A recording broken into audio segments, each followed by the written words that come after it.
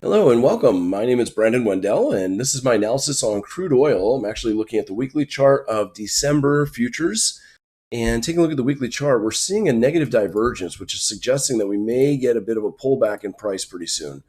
It's not confirmed, but notice as prices are moving up to new highs, we have much less momentum than we once had.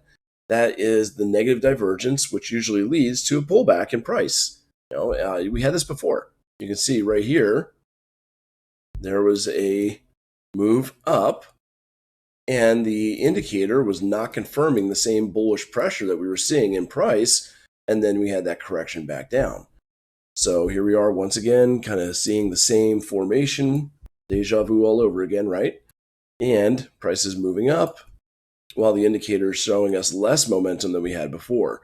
So expect a bit of a pullback soon. We have our Fibonacci's that we can use for measuring some of these correction points. You can see that if I put up a Fibonacci retracement from the last level, there we go. Well, you can argue, depending on where you want to start this is the beginning of one impulse, but honestly, you can almost argue that the impulse started here and retraced pretty deeply. This retracement didn't actually hit a fib level. This one did. And I think this is a little more correct. What you see is we've got impulse up, correction down to the 78.6 before the continuation. So if we're going to retrace from where we are now, what I'm expecting is, here's our high. Sorry, dogs are whining behind me. There's our low, and we could retrace back to one of these possible levels. Looking at these levels on the weekly chart, we actually do have a demand zone here, rally, base, rally. That could be an opportunity to buy, which also lines up with the 61.8% retracement of the most recent impulse. So let me change this to my zoning template. There it is. So you see that overlap between that 61.8% retracement with the 69.35, 67.04 demand zone that's on the weekly chart. So if we try to narrow this down a little bit, let's go to a daily time frame. And on the daily time frame, we're probably seeing a little bit different picture. I don't expect this to go that deep, to be honest with you, on the retracement. So if we are stalling out from where we are currently, we can also see that this is our impulse up. We've got not really a strong zone anywhere else. Maybe right here, drop, base, rally. You can see this was our zone that was already tested. Nope, I actually wouldn't even call that a good zone. So we'll take this down even smaller to the 4-hour time frame. And now on the 4-hour time frame, let's see what we've got going on here. Very strong moves to the upside. It's not really seeing any kind of a strong demand zone right nearby or anything that lines up with those Fibonacci's. Zones are stronger than the Fibonacci's regardless. We do have an area of demand right here. Drop, base, rally with follow through. We had another zone a little bit higher up. I want to be careful. As my dog decided to play with her toys, always when I'm recording. Anyway, hang on. Okay, so you can see we did have an area of demand that was already tested once right here.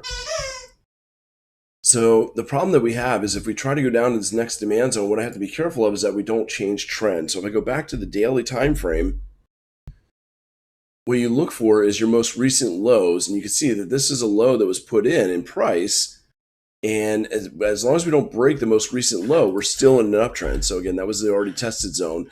So this one is still valid. What I'm looking at is in the bullish trend, higher low,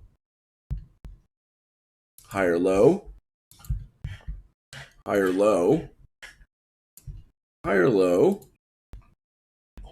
The one I was just looking at right here, higher low.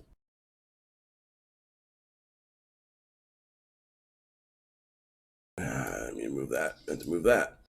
But what happens is you cannot break the most recent higher low and still be in an uptrend.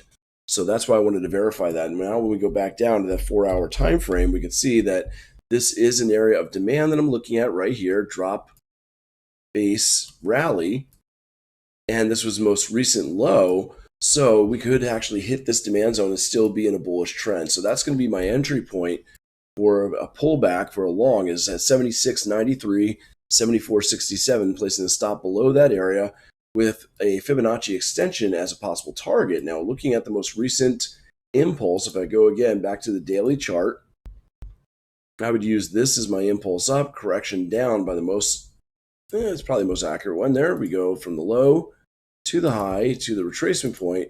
And now I have a price target number one of 81.06, price target two, 85.01. Honestly, since we've already stalled out at this one, probably looking at 85.01 for the first target. So putting this all together on the 4-hour time frame for a trade possibility, I'm going to set that. And voila. We have possible long entry,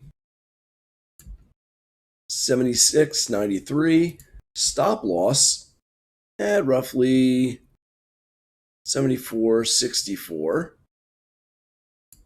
I can get it somewhere in that area. I don't need to give it a whole lot of room for the buffer here. So 74.64, there we go. And I can say stop loss with the target number one, 85.01, target two, 87.82. There you go. So a couple things you want to be aware of. When this pulls back, we need the RSI to stay above 40. If the RSI goes below 40 as we hit the demand zone, demand will not stand, and I typically will not take it long because we have too much bearish momentum at that point for the demand zone to work.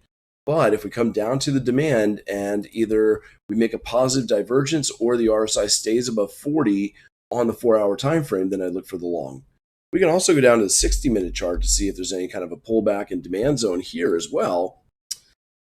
And not really see anything that stands out as far as a strong area of demand. So I'm probably going to stick with the 4-hour zone that we've been seeing so far.